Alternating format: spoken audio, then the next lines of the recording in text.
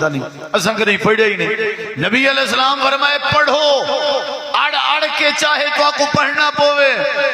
بندہ ایک مسلمان تھی نبی علیہ السلام دے دورے تے ابے اما نے انہوں دے کپڑے لہا گی دے جتی لہا گی دی ہر شے جائیداد کے آگ کر دیتا. آخر کاروں اپنی اما کو آواز دیتی تے ان دی اما نے سردی دی وجہ تو جیڑا ٹاٹ جیندے گھا سا کٹھا کرنے نا مال دے پٹھے گھا اون ٹاٹ بھیجا دیوار دے اتو سچا تے اون بیٹے نے ٹاٹ دے دو حصے چکی تے حصہ ایک اون اپنی دھوتی تے لنگی تے منجھل چا بنایا بیا اون اپنا چولے تے چول قمید علی جا دے اتے جسم تے چول ہیٹا. ساری رات پیدل سفر کر کے مدینہ منورہ پہنچا نبی پاک کے پہنچا.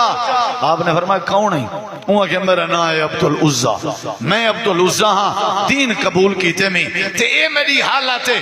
ابے ہونی سارے لوگ لکھا پتی ہیں لیکن دین دی وجہ تو انہوں نے میں کو جائیداد تو حتیٰ کہ لباس تو بھی محروم کر چھوڑے. نبی علیہ السلام فرمایا آج دے بعد تیرا نام عبدالعزا نہیں بلکہ عبداللہ ہے. عبداللہ دو ٹاٹنے والا عبداللہ دو ٹکڑے والا عبداللہ.